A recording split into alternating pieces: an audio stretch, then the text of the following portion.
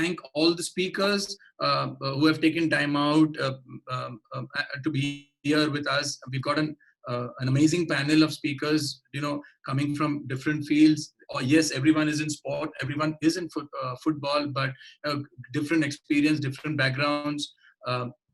Durva, can we go to the next slide?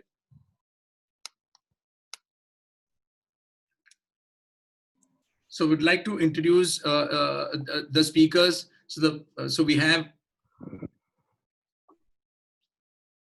Roma Khanna, who's the tournament director, LOC for FIFA Under-17 Women's World Cup in India.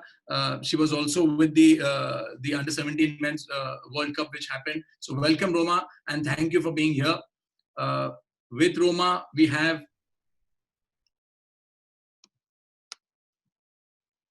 Memol Rocky Hope. Memol has joined in. She had some network issue. She's the coach of the Indian senior women's national team. So welcome, Memol. Then we have Anju Turambekar. Anju is currently the technical director of Dempo Sports Club. She was heading grassroots for the All India Football Federation. She's also an AFC grassroots panel member and technical expert. Welcome, Anju.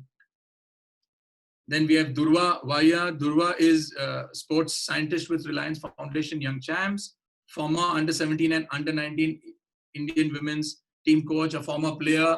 Durva also will be taking us through a presentation on women's football. So welcome, Durva. And we have Nicole Menezes. Nicole is a sports psychologist and co-founder at Grit. This is something that's been missing in Indian sport and football, which the importance of what mental strength and mental toughness, or how preparing players for that. So welcome, Nicole. Then we have Jez Weeks, good friend. Jez is a coach educator, immense experience working with the Premier League.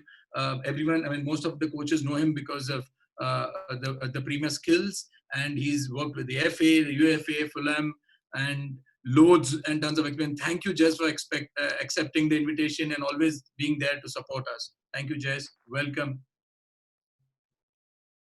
Then we have Alex Ambrose, again, assistant coach with the India Under-17 women's team.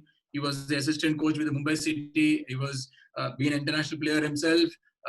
He would speak about the women's team that is getting ready for the World Cup. So welcome, Alex. And finally, we have Anjali Shah. Anjali is the AIFF executive. She's there in the AIFF Executive and Women's Committee. And she's also the co-founder of PIFA Foundation, and also runs a webinar which has been taken the industry by storm. So welcome, Anjali, and thank you. Anjali will be the moderator for the entire session. So that's all from me here. Now it's all over to you, Anjali, and the panelists. So thank you all for being here, and let's have a great session. Over to you, Durva. Thank you. Thanks, Dinesh. Thank you, everyone, for spending so much time and being here today. Just because before we start, if everyone can see the chat, the little chat icon. So with the first part of the presentation, we're just going to ask you a few questions just to see what everybody knows. So if you can just fill in the answers on the chat. So the first question is, which year was the first Women's World Cup held? So you can just type it in the box.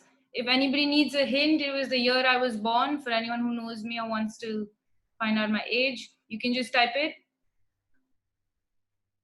Anjali ma'am says 92, 92, 90. Kimberly says 90. It's in between. Someone's got it right. Pappu has got it right. It's 1991, and currently there are 176 national teams who are participating, or member associations of the World Cup. Yes, 91. All right. Next question. Who is the current title holder for the Women's World Cup? Very easy. That was easy. Everybody's got it right. It's USA, correct. And how many titles have they won? 3, 4, 5, 3, 4, 5, 6. And the correct answer is 4. This is the 4th one they won, and they have won 4 champions. So now, next question: who is the top goal scorer? But who has scored the most number of goals in a World Cup? Not all international games, only World Cups. No. I think Kimberly was the first one to get it right. Yes, it's Marta. And who is this is in this year's World Cup, who is the woman who scored the maximum number of goals in one game?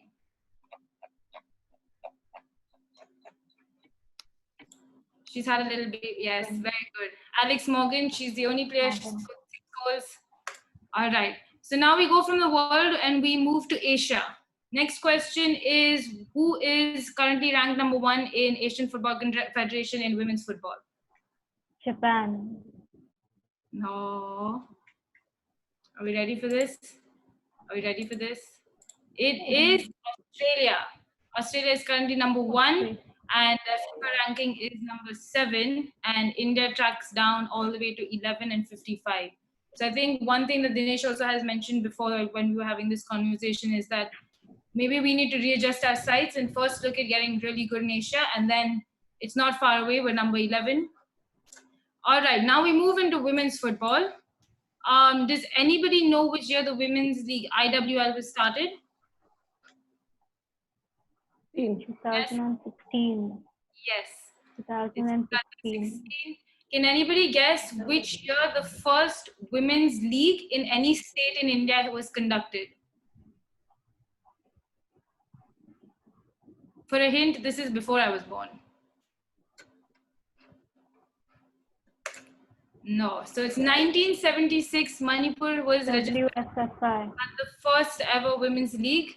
After that, in 2016, India has its first national women's league, and from 2010, we've had continuous SAF games. As everybody knows, World Cup happened from 91 every 4 years. SAF happens every 2 years, and India has won every SAF championship that has been conducted since 2010 in the senior women's department.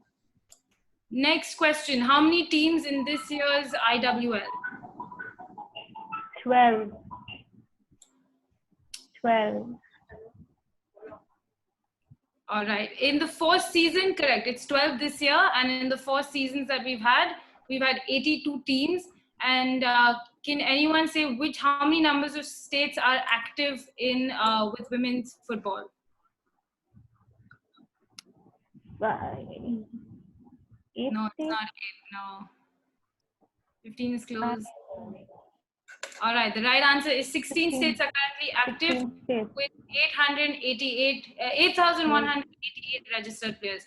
Now, this is the big one. How many matches on an average does a player play in a year? A woman footballer play in a year? 20?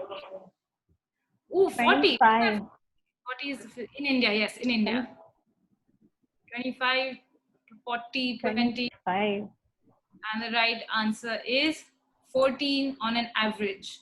So I think that's one big takeaway from this, is that we're not getting enough matches. But now, next question is, in the women's national team, the senior women's national team, can anyone name the coaching staff? Head coach, assistant coach, and goalkeeper coach.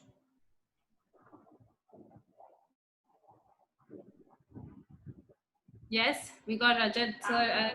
Coach. Yes, very good. Memol, everybody's got Memol right. And assistant coach? Yes. Devi. Yes, very good. Excellent. All right, now we move to the under 17 team.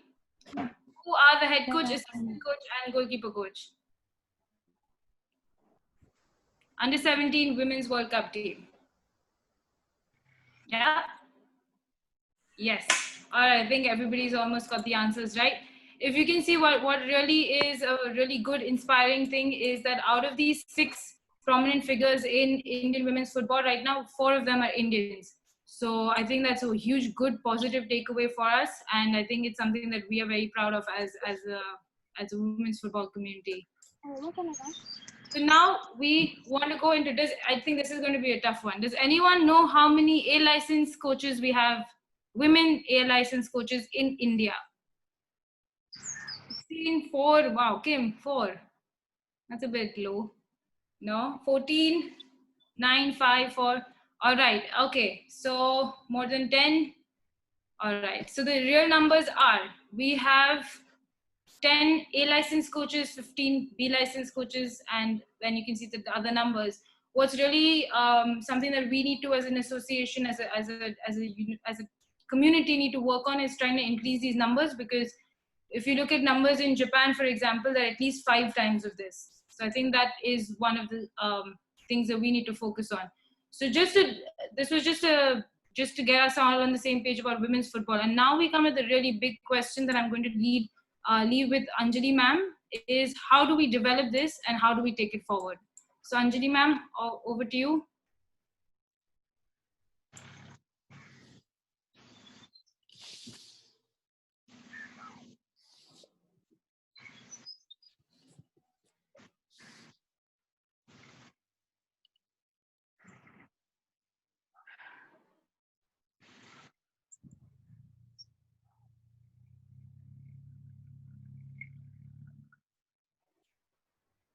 I think Anjali is muted herself.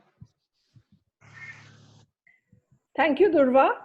And the first question I'm going to ask everyone on this stellar panel is, where does India currently stand in women's football development? Can we start with Roma?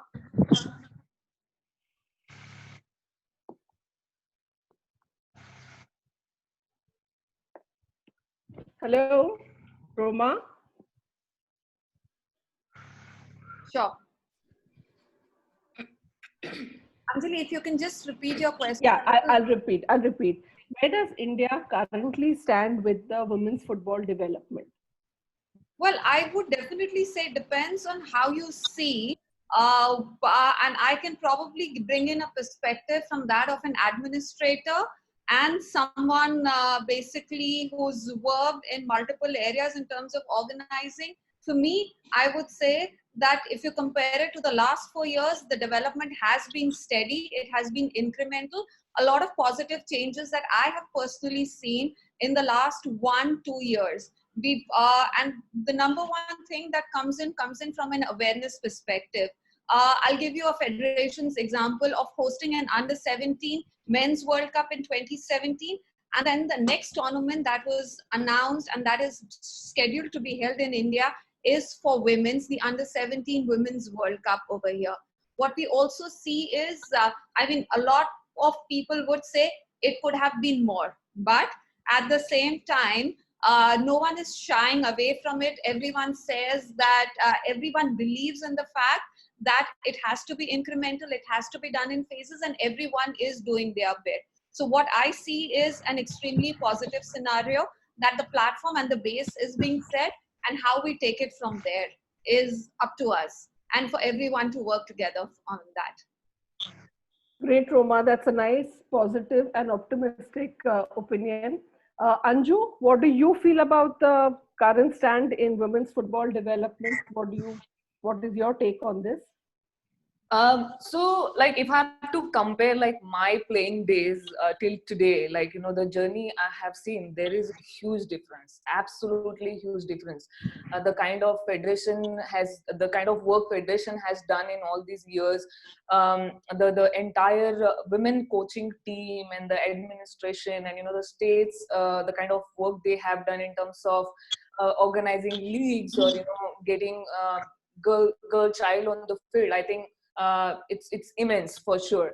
So yeah, there is a huge difference. And in terms of especially playing exposure, like when I used to play, we used to just simply play one tournament, you know, Anjali ma'am very well, like one senior national, maybe one league in Pune or maybe Mumbai, and that's it. That's your entire, you know, year will look like.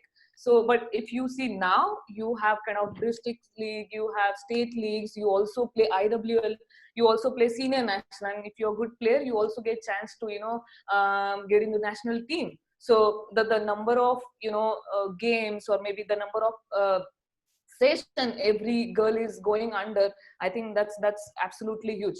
Having said that, not enough. We need to do much more, like Durva said, and then everyone is saying that, you know, absolutely we have to go up on the ladder in terms of Asian rank and also FIFA rank. To do that, we definitely need to do a lot of work, and yeah, there is huge opportunity to develop the ecosystem. Yes, ma'am. Yeah, that's good. And Memol, what is your stand on the level of women's football development, being the coach of the senior women's team? Memol, can you hear me? Yes, yes. Yeah. Hello, Anjali, can you repeat it? I'm just getting disconnected and connected. Okay. I'm repeating the question for you, Memol. Where does India currently stand with women's football development? For sure, I will not say that we are, we are ready where we should be. We are there. We are really working hard towards what we need to do, especially the staff and the players. Yes, there is a long way for us to go, because if you see in Asia, just as Durva has already mentioned, we are 11 in Asia. So 10 means we have a long way to go. And the countries which are in 10, they are world champions also. If you see, not this year, previous years, they are quarter finalists in the last World Cup. So it will not be an easy pathway for the women's team. But yes, but a lot of things have been changed. A lot of things have been, we are getting support from the government, federation, the people around are supporting women's football. The awareness, as you all have already mentioned, the awareness has gone all over India as World Cup has come in. So I think it will be a great advantage for the women's team and women's football for sure. Thanks. Can I ask Sir Alex? Alex, what is your perspective on the development of women's football currently? Well, I really feel that we've got a strong force now when it comes to the federation, the coaches, the players, everybody working together to focus more on this kind of developments. And the best part is that we know that we want seriousness, and that is shown by the federation and the administrators by itself, by bidding for the World Cup, trying to for the under-17 youth World Cup that we have. And it just goes down to see that when the federation is serious, when there's support coming in from all the sides now, and it's been fantastic. I mean, I feel now in moving ahead in the next 4 to 5 years will be very crucial, that we kind of keep maintaining this momentum and keep growing and have the best people working in the system. And I just see it right now that we have started, and we don't stop now. We just keep moving ahead. So basically, everyone's on the same page when it comes to saying that we have made a great development from where we used to be, yet we have a little way to go. My next question is going to be for Anju. Anju, what can we do to increase girls' participation at entry level, especially coaches and stakeholders involved in grassroots in India? All right. Pretty interesting question for me, for sure, because I have been, working in this area for like 6-7 years. So I think I can see we have 103 candidates for this webinar. I think it's very important for all of us, like when we go for any course or like such webinars, like whatever we learn, whatever we hear, it is very important to take it in action. And not only we just hear and then, we just keep attending courses or webinars and, a kind of education. It is very important to take action. So I would say, like, to develop women's football or to develop like more participation at entry level, we need to be objective. Women football, it is a subjective matter, it is a vast matter, but somewhere we have to be objective and start taking actions. And when I'm saying action, it means we need to think beyond. we need to think out of the box when it comes to like women's football, and especially when we are talking about grassroots development for a girl child. And when you have to do this, think beyond. It means definitely we are discussing this question today because it's a challenge. It is a problem if you see in the country that we don't have a large pool of girls playing at the entry level. That's the reason we are discussing this point. So such challenge, I think we need to go out of the box and think like what are the ways to solve it, or what are the ways to make it better. So I think first thing we all need to do is like all the stakeholders, including coaches and everyone, we should not definitely look at gender wise, that we need to improve girl participation. Absolutely not. We need to look at as a child development, child participation. So in 6 to 12 years, if we focus on that, we try to balance it, and not like the entire like the entire team of developing women's football is not really focusing on only girl or only boy. It has to be same for everyone. It has to be equal opportunity for everyone. And when we are talking about calling child to participate at entry level, then to do this, we need to educate our all stakeholders, parents, coaches, management, and everyone. Then you take it communities, or schools or societies. We need to make sure that people will understand why girl child should come and play sport, why that 6 to 12 years of age should come on the field every day. Second point, I think, like all the stakeholders must understand what are the benefits of playing sport, and especially football. So definitely it's not only that girls should one day become team player, or girls should one day become national team coach. Absolutely, it should be way of life. So we need to look at all the angles of development. When girl will come on the field, what will happen? And there are a lot of things we can definitely look at in a positive manner. If it is about mental and physical development, if it is about life skills learning, if it is about developing the confidence. So there are a lot of things where we need to educate stakeholders to understand the aspect. I think next thing we also look at like role modeling. If you see, like I'm very pleased to be on this panel today. If I see all the women, like whatever they have been doing in the country, from Roma to Coach Memol to Dhruva and people and everyone basically, and you especially, like I was your student once upon a time, and today we are talking on this panel. So we need such role models in the country, and we have. I must say that we have. Like if I have to talk about Memol's journey, I used to play with her, like a lot of tournaments I have played, but today she's leading the country. So we need to talk about such role modeling in the country. People must know, like their journey, what they are doing, and what kind of efforts they are putting to develop women ladder basically. If I have to speak about Roma, heading the entire the FIFA Women's World Cup, huge challenge, boss. It is not an easy job to tackle with federation, people, government, FIFA, but she has been doing that. So when the community will understand we have such women's in the country, those who are rubbing shoulders to develop women's football, people will somewhere understand, and somewhere they will have that confidence to send their child on the field. So this is one of the important aspect, I guess, role modeling. We need to look at entry point when we want girls to come on the field.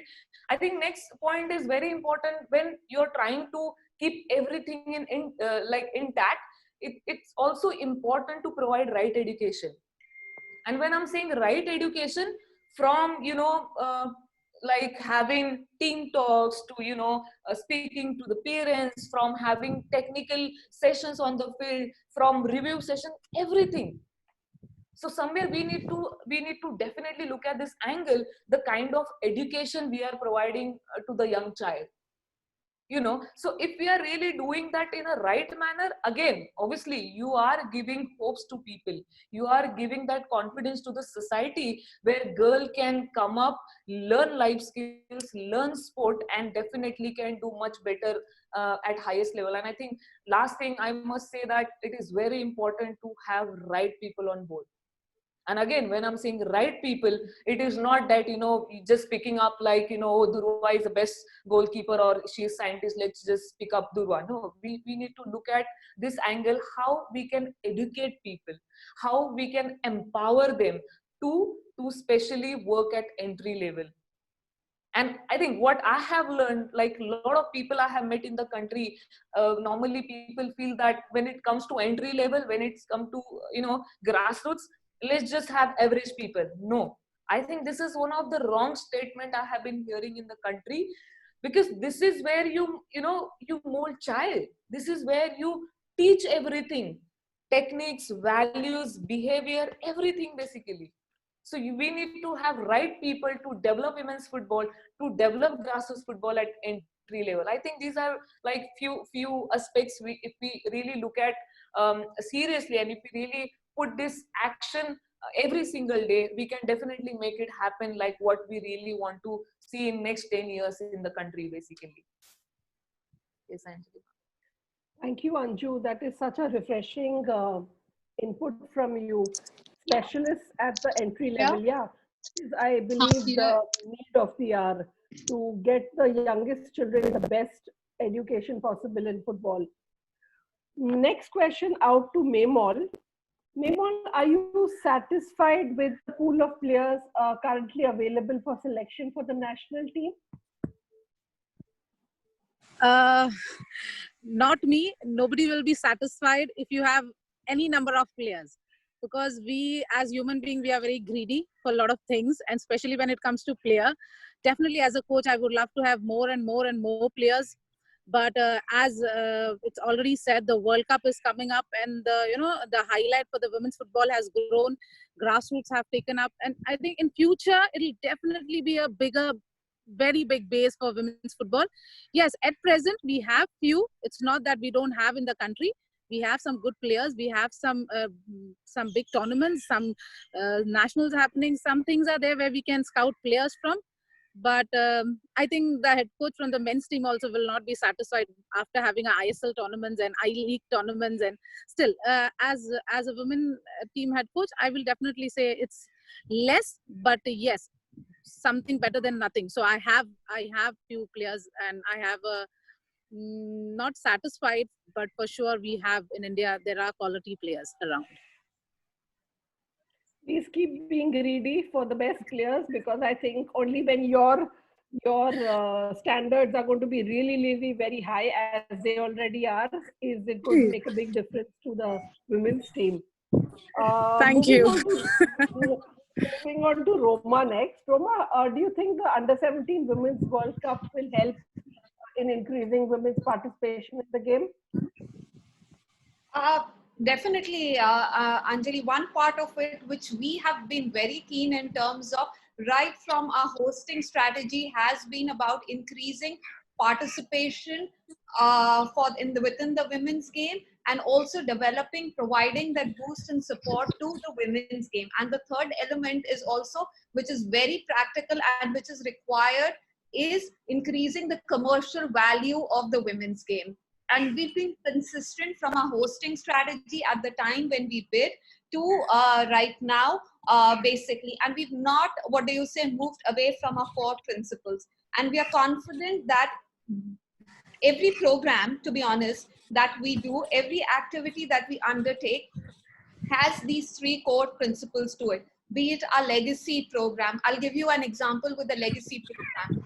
In 2017, we looked at one area which was basically crucial for men's development, that was grassroots. So we came up with a Mission 11 Million program about reaching out to 11 million children. But this time around, we also realized that when it comes to women's football in the country, the situation is a lot different. the base which was there from 2017 for the men's tournament to the 2020 for the women's tournament is completely different. So the core principles for us was creating 4 different verticals for the legacy.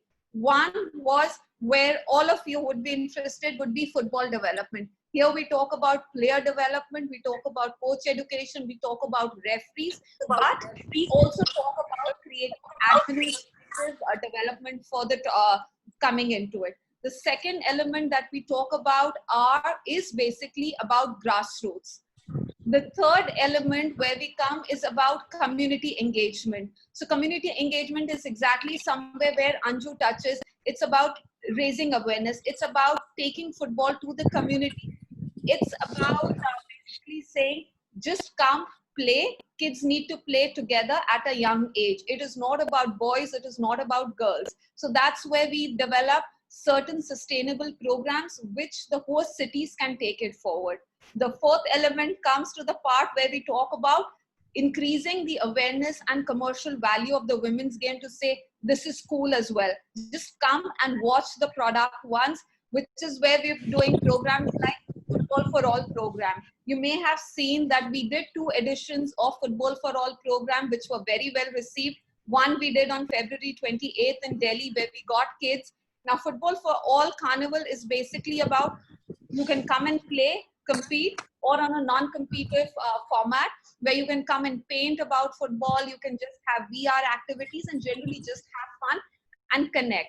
But we've stayed core to the principle where we talk about gender equality, where we say boys and girls and boys need to come and play together. It's the same principle where you see how our tournament in terms of participation is placed.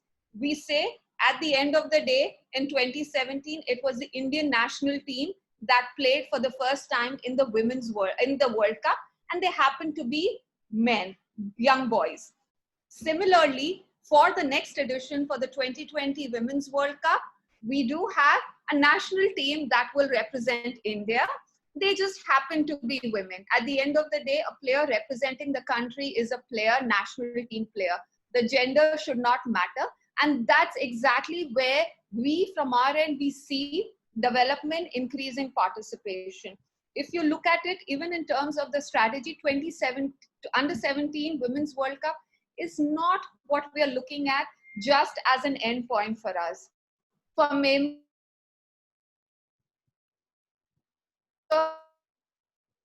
2022 that India would host. So you see there's a connection of taking forward from a younger age group to an older age group for the senior national team. At the same time, when we talk about football development, we are encouraging the host cities to have the under 13 in year 1, under 15 in year 2.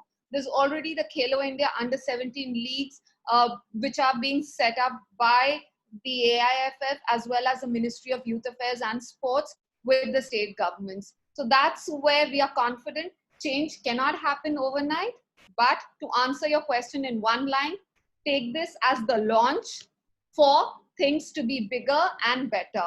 Steady progress is the best way rather than you crash and burn, and that is what this tournament is. And we're extremely confident that this will provide a good base. What a fantastic benchmark to begin with. What is your personal advice to coaches and other stakeholders if you were to give them a small advice as to how to increase participation at their level? I would say when you look at a player, I'll take it forward from what Anju has said. I agree to that core principle that when you look at a child, just don't look at the gender, just try and engage, bring them together as much as possible at a younger age, bring them together, get them to play together, because one part of it is also gender sensitization at a younger age, which is where our programs, when we talk about football corners and all, come into it. We need coaches. For us, again, I say the same thing. I come from a train of thought, a teacher is a teacher. The gender does not happen to matter. Similarly, that is how coaches should be there. It should be about someone being able to give me the best training and teaching those progressive values. Society cannot change, participation cannot increase only if it becomes women talking about it. It has to be about women and men together talking about it. It should be It should come down to that level. And that is what I would ask the coaches, the administrator, the referees, wherever you see, just happen to incorporate that philosophy, create a more gender neutral, I wouldn't say equal, I would say create a more gender neutral balance, teach those principles that we should not be doing certain things. We should be bringing in more girls into the system. That's my advice basically. And that is how we as an LOC for the tournament also have placed the tournament, and those are the principles through which we work and every activity that we do. Thank you, Roma. That's fabulous to hear. And more power to you, because you're going to be handling one of the biggest sporting events coming up soon. And you have all our support on that. My next question is to Coach Alex Ambrose. Coach, after your stint with Mumbai City Football Club in the ISL and working with the men's football, what is the experience of working with the Indian women's team? Well, I can say I was very fortunate to be working with Mumbai City FC for 4 years, and the amount of experience I've gained from those wonderful coaches who were represented countries in the World Cup, and they were wonderful people. And there's so much that I got to learn as a coach, and also there were players in that club. Players like Freddie Lomberg, Daigo Folland, Nicholas Anelka, these great players, and their experiences definitely help you grow as a coach when you're training. So when I moved on, I mean, it was challenging. The first opportunity I got was back in 2018 in September, when we were preparing for the SAF Cup. And when I went, I took over the team, and it was, to my surprise, it was difficult initially because I didn't expect girls not understanding the game basically, but they love playing. So what was more important for us is to make them understand, to let them know a lot of details about the sport, and also to show them a goal, a future goal that they can have, and they can keep following their dreams, and show them or guide them so that they can have lovely pathways as they grow. So I feel that kind of experience did help. Also, when we played the SAF Cup, I remember we lost against Nepal, and it was twice in that month. In the AFC Cup also, we lost against them twice with Nepal, which I think never happened in the past. But it was a learning for all the girls there, because they started playing football. I was very upset after the second defeat because we were playing, and I thought, yes, with this kind of football we can win. And they did well in all other games, but they had 1 or 2 games which wasn't great. But when we played against Thailand, I think we beat Thailand in the group, and we played in Thailand. It was a wonderful feeling where the girls believed that, you know, such things can be achieved when you have that kind of focus, when you have that kind of experience, when you train in that way. And whatever we play for is to develop. And for us in youth football, I believe the best result is development.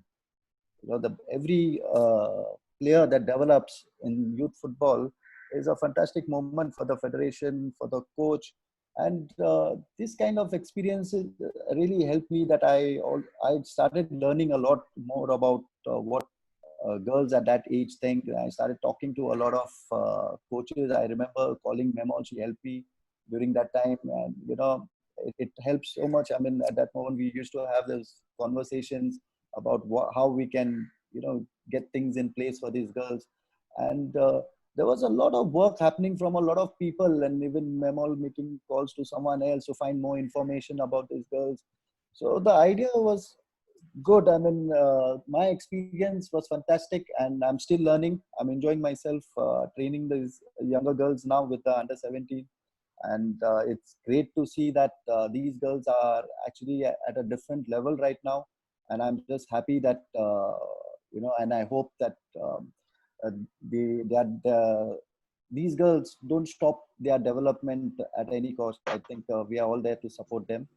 And I believe we'll definitely come up with some good results in terms of development in the near future. All the best to you also, Alex. You too have a big job to play in the Under 17 Women's World Cup for the Indian girls. My next question I'm going to direct towards Jez. Jez, in the UK, is it different developing, dealing with male players and female players? Thank you, Anjali.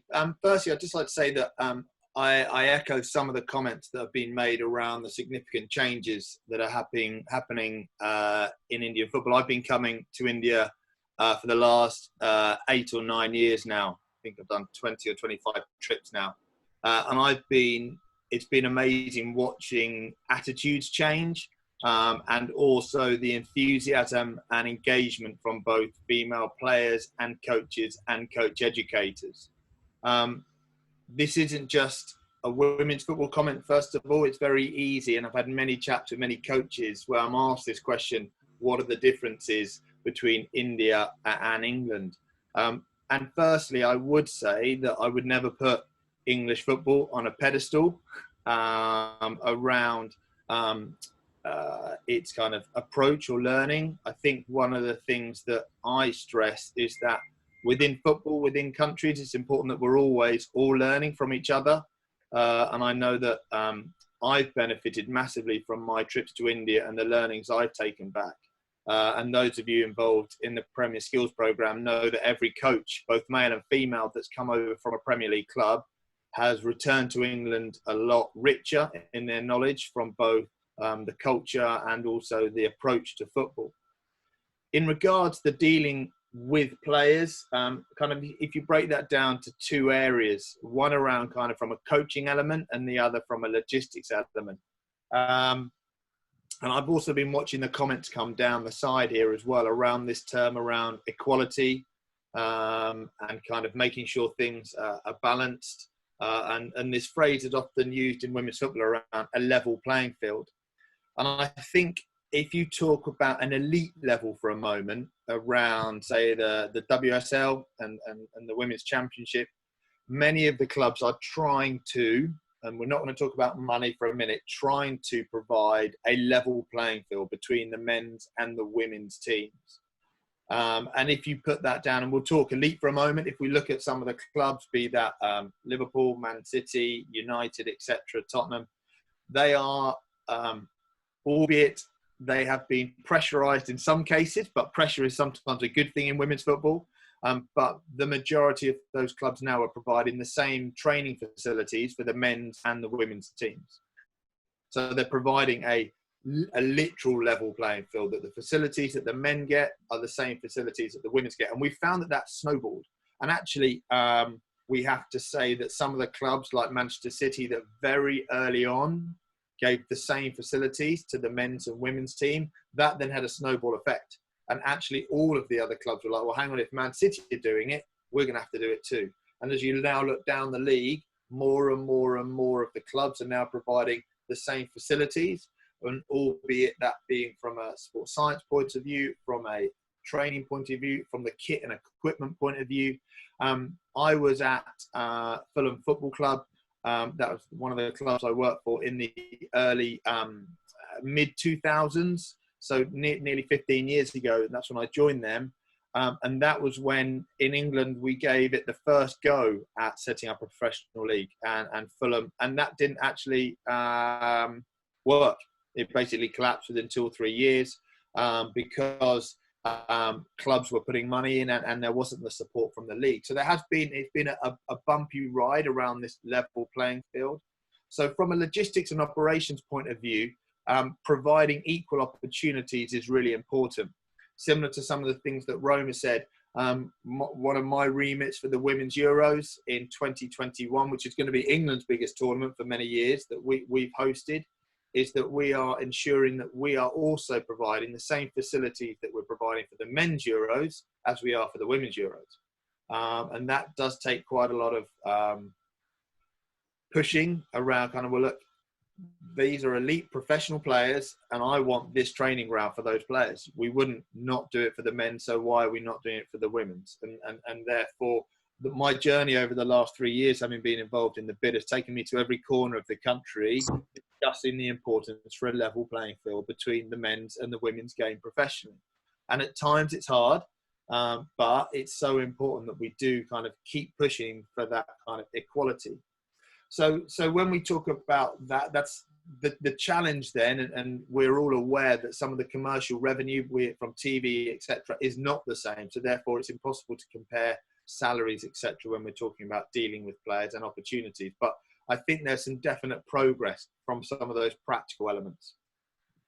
I think that from a coaching point of view, this is quite interesting. Many of the clubs, and this is from elite down to grassroots, are now asking clubs to set the same criteria for a men's team and a women's team.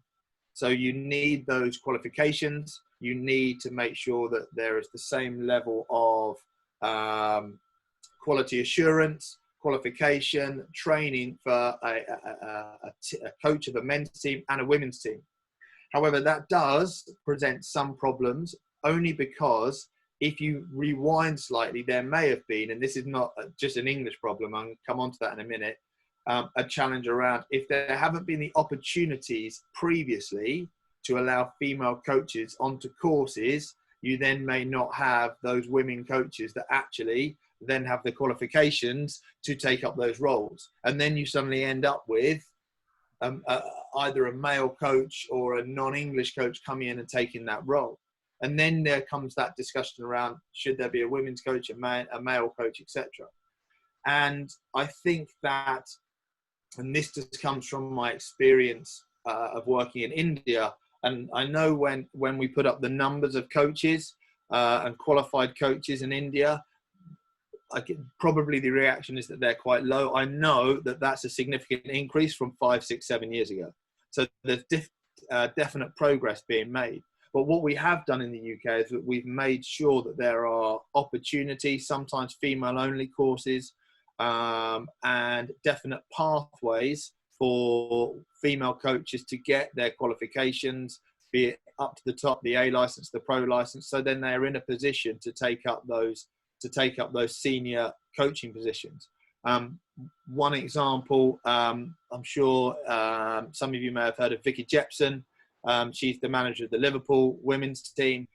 Vicky's got a fantastic story. I'm very lucky. She's a good friend of mine as well. But she also has been on the Premier Skills program, and so she's delivered on that. But she has gone from being a coach of a grassroots team. Then she became the girls development officer at the Liverpool Foundation. Then she managed to work in the Girls Centre of Excellence. Then the women's assistant manager, and then she was given the women's senior manager's role, which is a fantastic journey for somebody in their mid-30s. So it is possible, and once something like that happens, again, another snowball approach where you start to see this kind of opportunities rise up. The last thing I would say is two things. Firstly, around one thing on the comment around equality and mixed tournaments. This is always a challenging topic. This one isn't a right or wrong answer. This is just an approach. We recently ran a national Premier League Primary Star Schools tournament.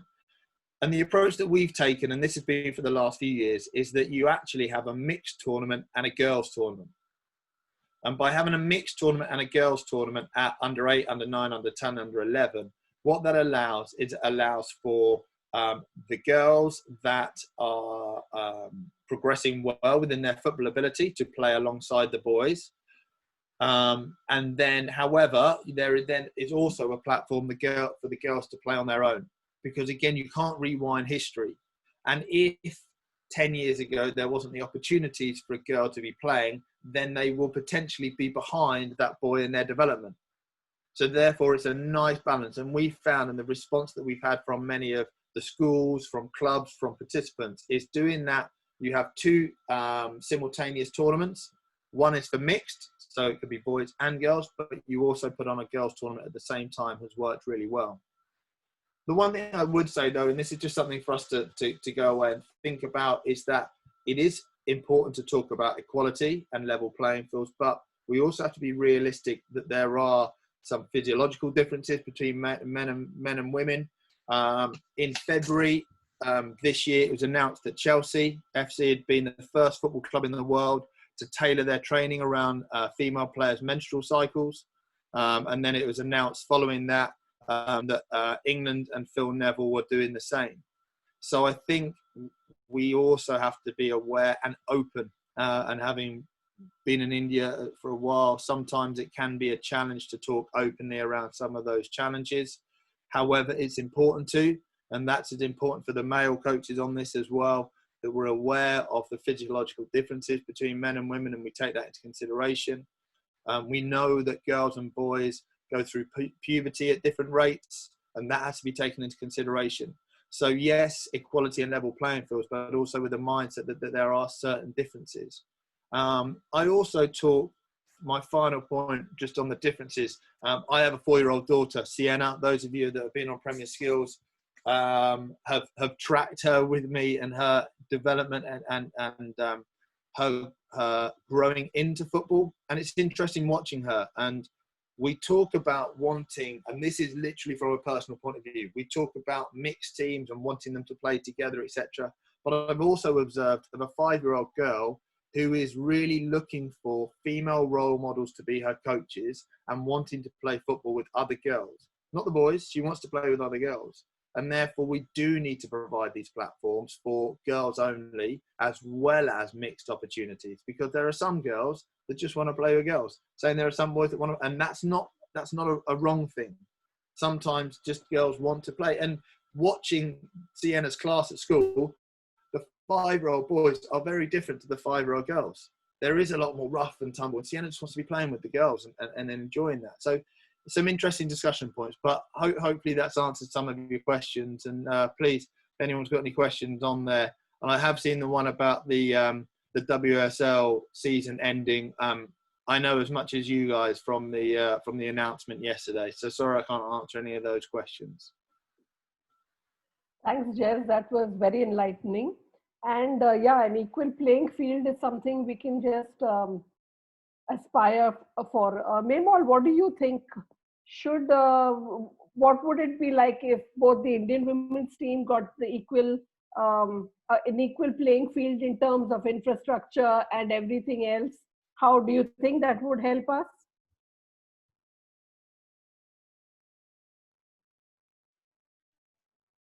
Memol, unmute yourself. You can hear me? Yeah, now we can hear you. Yeah. It'll be great. Definitely, we getting the equal, everything equal as a men's team. But yeah, but I can only say that the things have been better from what we like from my playing career to now the national team. Things have really, really improved. But yes, if it is an equal opportunity for boys and men and women's team, it'll really help the girls, to build up their confidence and, to move around as they are, it'll be definitely an advantage for the women's team also. But nevertheless, we are getting what we were. It's getting better and better, I can say for sure.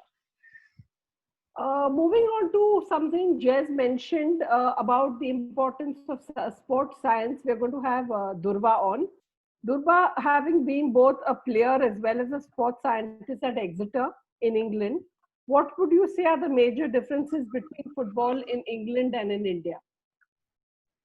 So I think I would probably focus on 2 very specific things. The first thing is accessibility. Just like Jess said, I'm going to stay away from the financial thing because that's also not something I know enough about. But if you look at the accessibility, so I started playing in my college team for the Sunday leagues, and then there were scouts and there were coaches around, and then the community is quite small, so the word goes around. And then I got picked to play for Exeter City women's team. So the fact is that I was playing for my university team, but I still had the opportunity to get, to go into and play for Exeter City because what they have is a structure of Sunday league. So every club, so you have divisions and everybody plays within there. It's like anywhere in the world where you have smaller spaces and as you climb up the ladder, the area goes wider, and then you have your professionals and semi-professionals. So I was able to play go from an amateur to a semi-professional team just because it was accessible. I think that's one thing that everybody who's worked with Indian national teams has this problem, where we have our pool of players playing with the national team, and they are extremely good and extremely talented. But when you look at the next round of players who are sort of the pool of talent where you're scouting from, the gap is massive. So that jump for that player to go from playing for nationals, playing for their state, to go into the national team, that jump is so much that it's really hard for players who are scouted in to actually keep up with the demands of the sport at that level. In England, because of the flexible system, because you can always move up and down, you can sign for 2 teams, and just because of that sort of flexible structure, you are able to play for multiple teams, you're able to get that experience. For example, we had one player in our league who used to come in and play only on a couple of games based on her requirements, but the rest of the season she'd play somewhere else. So it gives your players who want to play at that highest level an opportunity to play and train with players at that higher level before they actually have to step into that space. So I think that is one thing. And the other thing I would say is attention to detail. So like Jez mentioned, there's a lot of focus on, first of all, the conversations are very normalized. So things like sports science. Also, I was doing my degree in sports science, so I think that also helped a lot. But just conversations about your menstrual cycle, conversations about how you're feeling, all these conversations that a lot of us shy away from is very easy to access. The other attention to detail is they have a lot of specialists. So I was working at the academy, and you have every sort of domain, and you have full-time staff and you have part-time staff working within that department. So you'd have 2 lead sports scientists, and you have like 5-6 senior sports scientists, and then you'd have a lot of like 10-15 interns. The same thing for the psychology department. So because you have so many people working, every person can be answering a different question for every single player. So that attention to detail. For example, if I have a player and they've injured their knee, just a random example, you will have staff who can look into their medical history, someone else who will look into their load, someone else who will look into their growth and maturation, someone else who will look into their diet, someone else who will look into their biomechanics. Because they have the resources to do all of these different things, you can sort of narrow down the point, saying this is what maybe caused the injury, or this is where the player is at an injury risk, and then you're able to provide the player a better sort of experience and a more better training program. And I think those 2 things are, according to me, the things that made it very, very different. When I was in the US, we also that was 2012, so things were not as advanced as they were. But I know for a fact that when I was in the US also, we used to get checked for body fat every time we came in after training. We had to maintain certain strengths and some certain metrics that they'd expect us to maintain. And the fact is that it's a lot more professional. Like something like Alex said in the beginning, that it has to be more professional. We need more demands. We need everybody to accept that this is a professional sport, and just be more aware of the things that account for a player. It's not just getting on the pitch and playing. And I think that sort of attention to detail is where we're going. I think now that we see more and more, like the under 17 boys, they also had a sports psychologist on. And I think that's something that's starting to be involved in sport. And I think the fact that like Dinesh had an AIFC webinar with StatSport. So this sort of awareness is being raised now. And then we're finally getting that people understand the value add of just different domains of a holistic development of a player. Excellent. Coach Alex, do we have a sports scientist working with our under 17 team? Well, right now we don't have any sports scientists with the team. It all depends on the requirement of the head coach, and the moment he feels the need of it, definitely he would ask for. And I'm sure the federation is very happy to support the under 17 women's team for any requirements that we ever asked them for anything, and they were always supportive. So I don't see that it's going to be a problem. But as of now, we don't have it. Okay. Coming to sports psychology, we have Nicole over here. Nicole, how can we make women's football understand that they are no less than men in football? Thank you, Anjali, for that question. Also, I would like to say that, first of all, I wouldn't want to look at it as how do we make women footballers understand that they are no less than men footballers, because we are talking about athletes. And when we speak about athletes, I don't see the need to differentiate between men and women.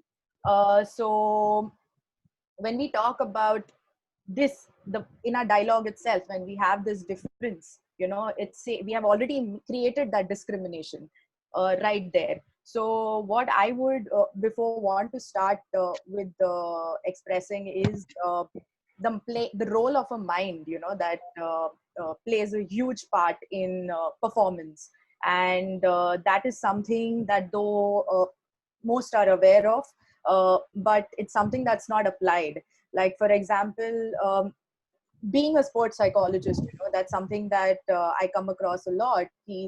When athletes are going on the field, they are already physically prepared, but they have trained, they have gone for exposure trips, they've played with different nations, but when they're coming to play a match, there's something that is not going right. You will hear athletes saying that, okay, today was not my day, or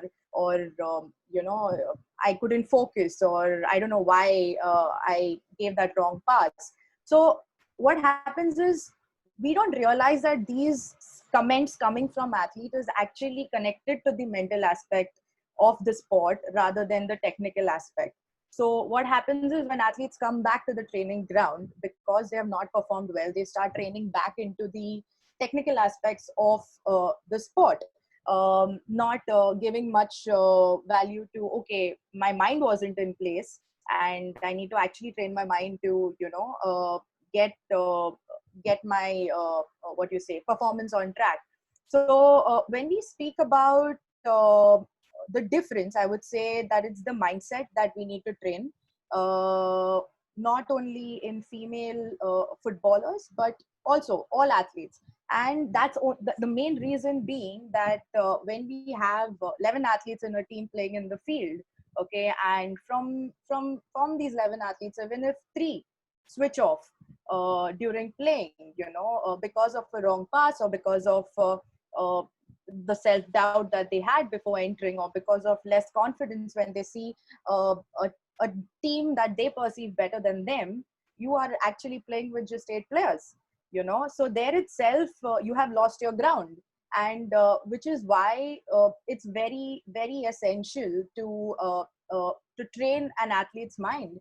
And if I am speaking about women's football, like right now, I see that with everyone who has spoken, it comes across like, yes, women football development is evolving, and considering that women in general all around the world have gone through a lot of oppression and discrimination from the past itself, in history, okay, there is a lot of emotional resilience that they already have. That's something that women girls already possess within themselves. And other than the biological differences that are already well documented, that are very prevalent, it's about giving them the resources. It's about providing them with the right environment, with the right people.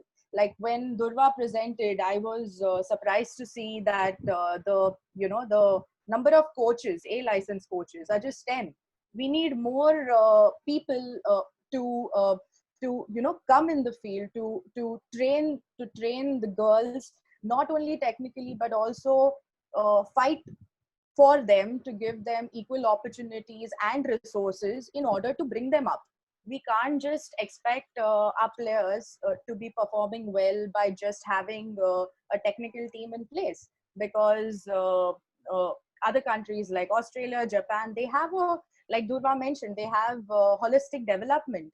They have a sports scientist, they have a sport nutritionist. Every case is taken, every player's case is taken, they have assessed, so they know what the team profile is, not only physically, technically, strategically, but also mentally.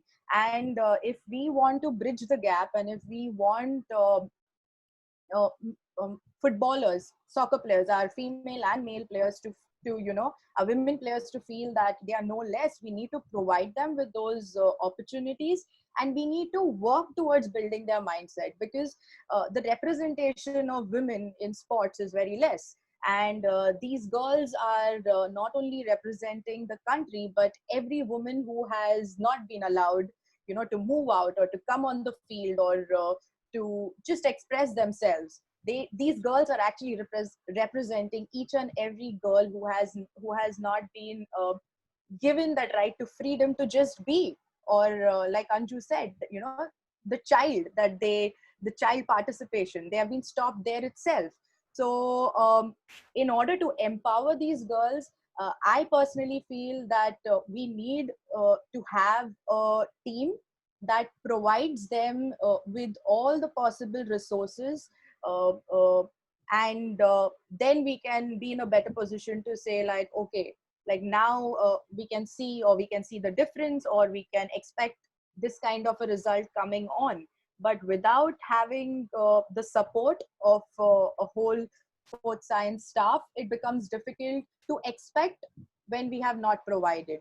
So that's what I think, that if we are looking to empower our women and make them feel more confident when they go to different countries, even for their trips, exposure trips before season, you know, to have that confidence, you have to train that.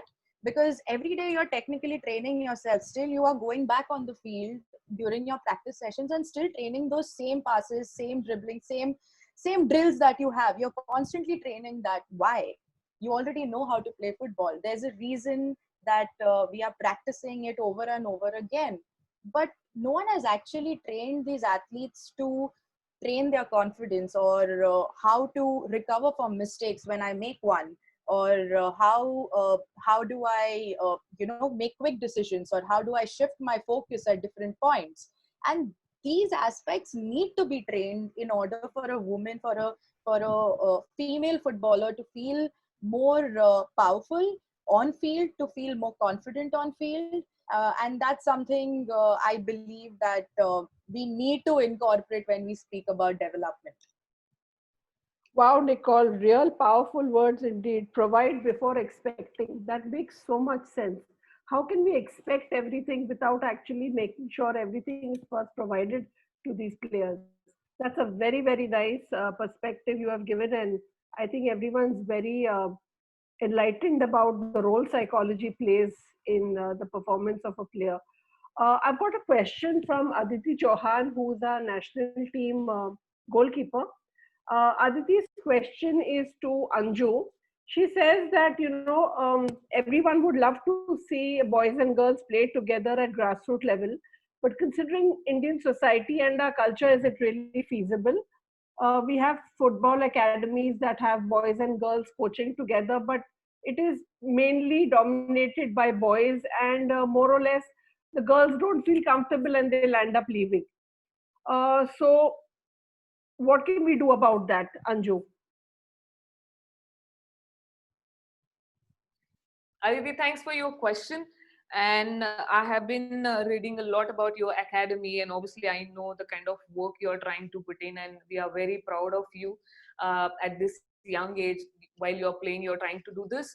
I think, you know, the entire angle is about creating an environment.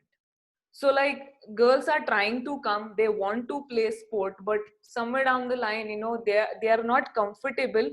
I think we need to ask ourselves first, like, you know, how we can create an environment where every girl, and you know, each and every parent will come and they will appreciate the environment.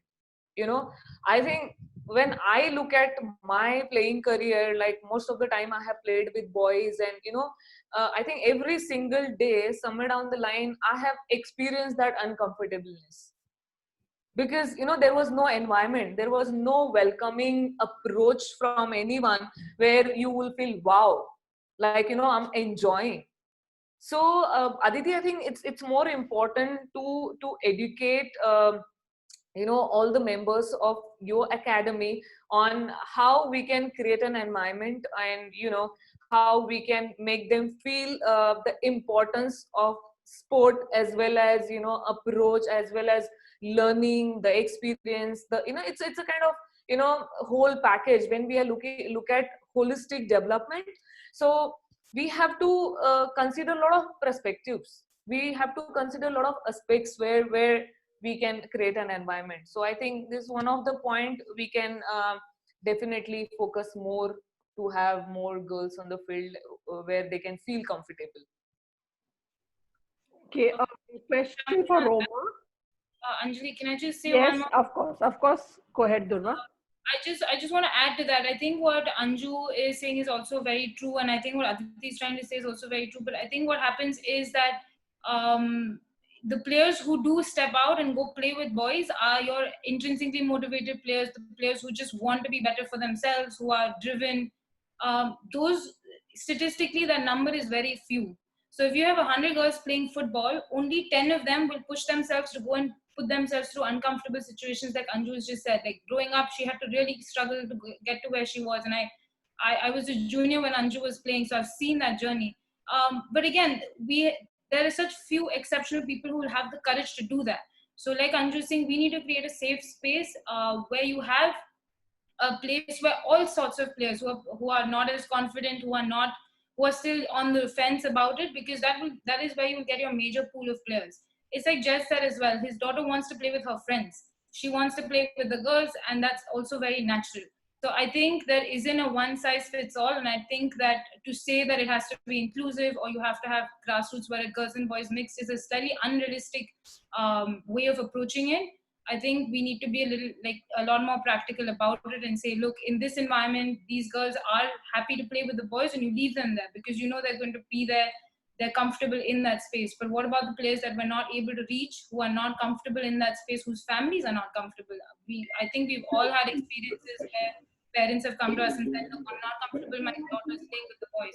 So I think in those environments, it's our responsibility as leaders in the community to sort of create that safe space for those girls who are not comfortable.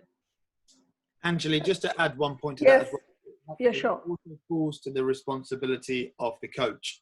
And what I mean by that is that it is very hard for a coach, and this is a lot of the work I've done with coaches in India at a grassroots level, and I know that this is the approach now, especially within the grassroots course in India, and also the D license. It is hard as a coach to create an inclusive environment within your sessions. People often underestimate the challenges that a coach at the grassroots level face. And if we just forget about gender for a moment, even if you have 16, 20 children, all are aged around 5, 6, 7, 8, the differences within ability is going to be huge, irrelevant of gender. And it's actually a really hard skill to be able to deliver an inclusive, fun and engaging activity where the child will both learn, have fun and have a positive experience. And therefore it comes down to, and this is why it's been so positive in India, seeing the changes around coach education, around trying to create these inclusive environments for children by giving the coaches the education on how to do that. Because if the coach is putting on a session that isn't all around winning the best players, etc., and they're actually putting on a session that, and the coaches amongst this, amongst the people on this webinar, that one of my favorite terms around differentiation, around can you create differentiation within your session that allows boy, girl, good player, not good player to experience success and increase their level of self-esteem, because a positive experience is what creates a lifelong a positive experience. It creates that lifelong journey, be it in football, hockey, basketball, whatever the sport. If a child has a positive experience, then they carry on playing. And so it's around, yes, providing the opportunity, but then ensuring that once you get that girl at a session, you deliver a session that's inclusive and fun. And that is then how you get that positive experience. And then that's how that girl will go on. And it's not just about that girl wanting to carry on and perhaps play for the national team. It's about that girl wanting to lead a healthy and active lifestyle, which creates her as a better human being, and all the add-ons that being involved in sport can bring around leadership, teamwork, self-esteem. But that then comes to the responsibility of the coach, which then in turn becomes the responsibility of the coach educator and the federation to make sure we're doing the right training of that coach so they can deliver those sessions. Thanks, Jed. Priceless advice to all our coaches working with both boys and girls. The next question we have from one of the viewers is out to Roma. Considering the situation right now with the coronavirus, what is the association actually doing to look after the girls? Are they working on their fitness routines, their dietary requirements, their wellness? Anjali, I would say this actually would be the right question for Alex. Alex, okay, okay. Alex, because it's pertaining to the national team. Okay, sorry. Alex, can you take this question, please? Yeah, absolutely, Anjali. Well, the best we could do is to send the girls back. We managed to do that at the right time. We had a 2 weeks break, and it did happen that the lockdown was initiated during that time, and the girls were home and safe. We were more than happy to know that. But then it's very challenging for us to make sure that these girls are they have they're continuing developing themselves. It gets difficult, as I always I've been in a lot of webinars, and I keep saying that training in isolation while playing a team sport doesn't help much. So for us it was always a worry, but it's been fantastic to see when we started communicating through webinars with the girls, and they have been really motivated, and the World Cup itself is very motivating for all these girls. Every time we can see them sending us videos of them training, they are following a certain plan. Also, when it comes to their well-being through AIFF, I know it's very difficult for people from the federation to keep calling them, but we are well connected. The staff is well connected, and personally we have made those calls. It's difficult for the head coach to speak to them, but we do represent AIFF. We do represent all the staff, so we do call them up. We speak to their parents or to their coaches, their guardians, and we maintain that relationship. And the girls, they don't feel left out anymore, so they are all happy. We keep having a webinar every 10 days for them, so that there are a few things. It's difficult for all of them to join in those webinars, because most of them they do come from humble backgrounds as well, but they also stay in remote areas where there's no proper network. But they make sure that they do travel to a certain friend's place or relative's place during those days, and they try to be part of it. Sometimes it's not important that you're just going to teach during these times. The most important part, and I feel psychologically you feel happy when you look at each other, and they are happy when they can see everybody on the screen or when we interact with them. So I think we have managed to at least reach out to these girls in this way, and it's all fun at the end of the day. It's nice to know, and so far we haven't got any complaints of anybody struggling or anybody going through a bad phase right now. So I think we hope that it doesn't happen. That's lovely to hear. Before we wrap up this, I would like everyone to give some. Yeah, Jess. Just one quick thing, and guys, I'm just going to drop it in the comment box. We're just talking about lockdown there. This is just a personal thing. During lockdown, myself and Sienna have been doing some activities for girls that you can do at home around keeping them physically active. She's 4, so this is kind of for girls and boys as well. 4, 5, 6, 7, 8, 9, 10, and I'll pop the link in the chat box if anybody wants to have a look. They're just some free resources that me and Sienna have filmed during lockdown, and please take a look at it. And if they're helpful for you, that's great. Thanks, Jess. Greatly appreciate that. All of you just make note of the link posted in the chat group. Okay, before we wrap this up, just a few final words from everybody, starting with you, Roma. I would say it's been generally a good experience getting different perspectives from all stakeholders out over here. I would also say, being someone who comes in from a mindset that it is about glass half full and not half empty. Celebrate the progress that has been made. Look forward in terms of the opportunities that are available. There is an Under-17 World Cup. There is an Asian, Cup 2022, which provides an opportunity for our women's team to basically compete, as well as have an opportunity to play for a senior tournament. So basically, keep at that. I do agree with what Jess and others have said, that generally it's a whole lot complex issues. We've not even touched upon the issues where parents have, my daughters might lose their femininity. And this is not just pertaining to India. They may just not be like girls, they'll start looking like boys. It's a global problem. So yes, you do want to see, what do you say? Just bring in increased participation. If girls want to play in a pink tutu, let them play. If administrators or coaches want to wear, what do you say, heels and walk on the field, be at the field while the teams are playing, have that. There are different approaches. I agree. Not one solution for everyone, but at the end of the day, please remember, national team is national team, players are players, gender does not matter. It's a different product. If we start placing it as a different product, it'll be a lot more easier. It is not like the men's game. It is different from the men's game. And let's just give it a chance. Everyone come and have a look. It's fun. That's what I'd like to say. 17th February to 6th March 2021. You've been part of the history in 2017.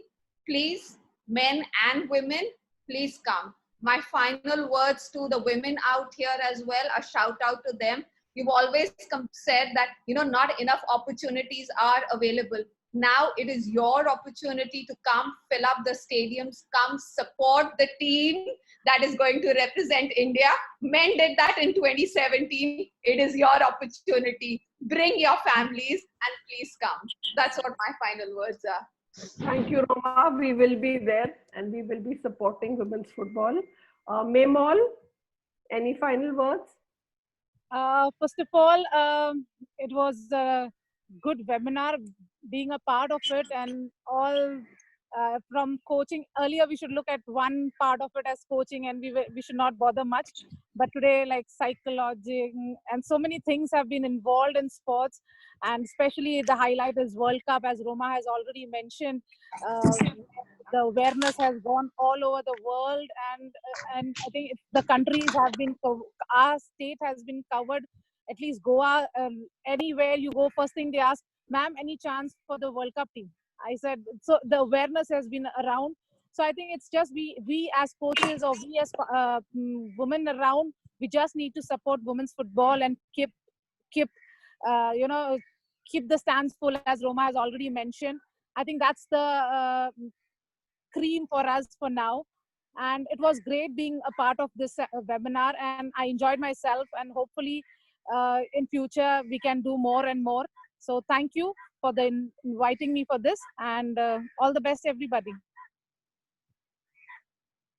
Thank you, Memol. Coach Alex. Well, I would like to thank AIFC, Dinesh and Anjali for organizing this whole webinar for all of us. All the participants must have got about what's happening with women's football, which was very important. I'm sure it must have changed a lot of mindsets here, and a lot of people must have got information about what's going to happen. And I would just like to let everyone know, since we are from the federation, we work for the federation. So it's like India, when it comes to women's football, we do have a long-term plan, and we are working on it. And I believe each and every employee there is working very hard to make sure women's football succeed in India. And that's the way to go forward. And it has already begun. So we just need everyone to be as supportive as you have always been. And we just hope that, we keep getting better. And good luck to all the coaches. Thank you for everybody on the panel here. I mean, it was great to see you all. Hopefully we see each other in the near future. Thank you very much. Thank you, Coach, and all the best to you. Jess, any final words? Thank you, Anjali. Just to say, firstly, it's great to see so many familiar faces and coaches that I've worked with, and some of them, Kuntala, it's great to see you on here, Tanaz, Chitra, some of the female coaches that I've worked with. You really are so important to the women's football ecosystem. Roma chatted about, yes, it's very easy for us to focus on elite, but some of those grassroots coaches that are working day in, day out with girls every single day, you are the most important, for me, piece of the jigsaw, because every single day you will be inspiring girls to come and play. You're out there on the field working with the girls. and giving them that kind of boost up to a lifelong of both playing football and to becoming a better person. So thank you. And that's to all of the coaches on here. Keep up the good work with the players day in, day out. We appreciate the hard work that you're putting in. Obviously tough at the moment during lockdown, but this is kind of looking further than that. And also just to two things. I think if the impact that the under 17 boys World Cup that I saw and the impact that had on both participation and coaches can be replicated with the under 17s World Cup, then we're really in for an exciting 2021 for women's football. In India, hopefully we'll be moving around the world a little bit more freely by then, and I'll be able to come over and be a part of it in some capacity, whether I'll be watching. But no, good luck to the coaches on here, to Alex and to Mael, and just to Anjali, thank you for hosting. And Dinesh, as always, thank you for inviting me. It's a real honour to be part of these webinars with the AIFC. Thanks, Jeff. Stay safe. On to Anju next. Thank you so much, ma'am, for driving this. Big thanks to Dinesh and Shiju and the entire team for putting this together, getting all of us here. Wonderful to connect with more than 100 participants, coaches here. It's really nice to see your interest. I see more women participation in this webinar. It's really wonderful to see your interest because you care for women football, and that's really great. And like since we are talking about the difference, the changes, like what has been done in women's football all these years, there are some big names I see in this list, like Coach Musa from BFC. Like he's taking interest to understand about women's football and maybe how he can help his club or maybe his state or the entire country. I see Henry Menezes sir there today, and there are more people. I cannot name everyone, but this is the difference actually. All such people are taking a lot of personal interest to help women out there, and how they can do better. And this is really most important thing I feel that we really need to appreciate. At the same time, I would like to tell all the women's here on this webinar today, see, like we have been trying hard, and like Nicole mentioned a lot of things about the differences and how we can fight and get there. So it's very important for all of us to think that whatever we are today, we need to try and be better tomorrow. And then only in this industry, we can rub our shoulders and make sure that we deliver better. Like I have been hearing from a lot of people and a lot of women that there are no opportunities, or maybe normally women and a lot of people talk about lack of opportunities in the country in terms of getting in football career. I really don't believe in this. I absolutely don't believe, because there is need in the country where we want females or males or professionals to come up and do better for the entity, to do better for the country. So what we need to do, like even Roma said and everyone said, despite of who you are, you just need to be the better. Like you as human, you as professional, you need to contribute better, you need to deliver better, and people will buy. People will buy your professional, people will buy as one of the employees, that we want this person. She is the best. She has that attitude. She has that approach. And it's all in your hand to develop. So nobody is going to just come and invite, oh, like, just come and join us. Siju, oh, you're good. Come, please join us. It's not going to happen. You need to work hard. You need to make sure that, you have that attitude to learn every single day and to do better. And I really appreciate, like, everyone, basically, you all are here because you want to do better for women's football, and you are trying to do something on the other, like maybe small contribution, but that is very important. Just keep doing it, and we will make sure that in coming years we have better picture of women's football. We all will help under 17 World Cup, so that we create that awareness, we create that environment in the country, and we have better place for our young and all the players, youth players and senior players, better place in the country to express their passion, to express their talent, and we all will enjoy in future for sure. So definitely future is in our hand. Just keep working hard, be better every single day. Thank you very much. Stay safe and blessed. Thank you, ma'am. Thank you, Anju. You are a living example of the fact that you can become whatever you want to become in your life. Over to Durva next. Few closing remarks. I just want to thank everyone for attending this. I think if it was just us talking, it would not have been as interesting, but the questions coming out were really good. Very nice, engaging conversations. And I think, like everybody before me has said, that it's just a great initiative.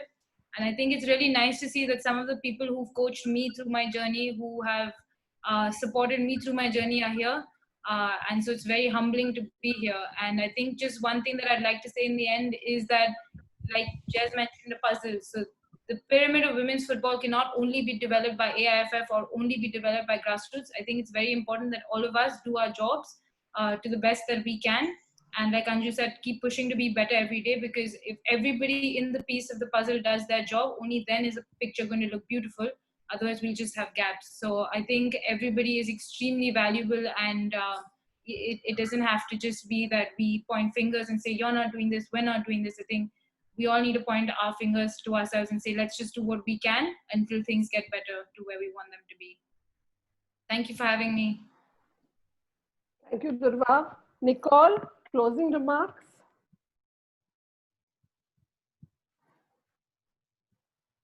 Nicole, are you online? Hello. Yeah, Nicole. Yeah, Just sorry. a few closing remarks. Yeah. Thank you so much, Dinesh, Anjali, and AIFC for inviting me.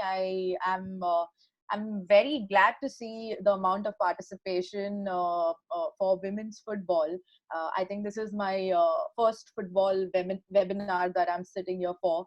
And to see the interaction, to see the questions that have come from the participants itself speaks volumes about the interest that people have in women's football. And I think more people like us can make the near future for any girl child, better and bright. So all the best to everyone who is already adding value to the senior team, to the junior team, and even to the grassroots level kids. Kudos to you all, and thank you again. It was amazing. It was a great experience, very insightful, and it also showed me, I actually experienced the power that came out, from Anju, from Durva, while they were speaking. I could really feel very empowered. So it was amazing to, be here and be a part of this. A big thank you to everyone on the panel. Ask not what your country will do for you, ask what you will do for your country. And over to Dinesh with that. Thank you so much, Anjali, and rightly said, ask what we can do and not what the country can do. I mean, if you see a takeaway, what I would like to say, and from here we strongly believe that all the stakeholders, coaches, whether be it academy owners, any stakeholders, need to understand that every. Dinesh, can't hear you properly. Am I having a problem? No, Dinesh, I think can you please repeat that? You weren't audible when you started earlier. No, we still can't hear you. Just increase your volume, possibly. Yeah, I've done that. Can you hear me now? Yeah, now we can hear you. Thanks, Dinesh. Okay, sorry. So, rightly said, Anju, Anjali, what we can do for the country is more important rather than what the country can do for us or what the federation can do for us. And most important for all the stakeholders, whether be it coaches, academy owners, NGOs, it's important that every child who plays. Dinesh, be louder. We can't hear you. I'm not even. Come closer. Come a little closer to your screen. Perfect. I'm not even talking of men's or women's football, we need to understand that every child who plays won't become a Lionel Messi, Ronaldo, Martha, or a Megan. I mean, we need to create responsible citizens first. I mean, how many players from our academy will get into our senior team? Forget the national team. In our own senior team or our own team. So I think that's most important to understand, is educating ourselves, educating parents, where football is an ecosystem. It's not only about becoming a player. So I think rightly said by each and every panel member, where their expertise and their words was so important for all of us, and it's been a learning for all of us. It's a learning every day. So thank you, Roma, Jez, Memol, Anju, Alex, Durva, Nicole, and finally Anjali. Thank you so much for stitching all this together.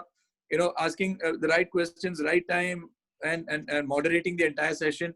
And of course, thank you for all the participants for coming in, patiently registering, waiting throughout the session. Thank you so much. I think we all together can do a lot of things. And if Indian football has to go ahead, it has to be we Indians. We need to take it ahead. You get the best coach in the world and give our senior national team, nothing is going to happen.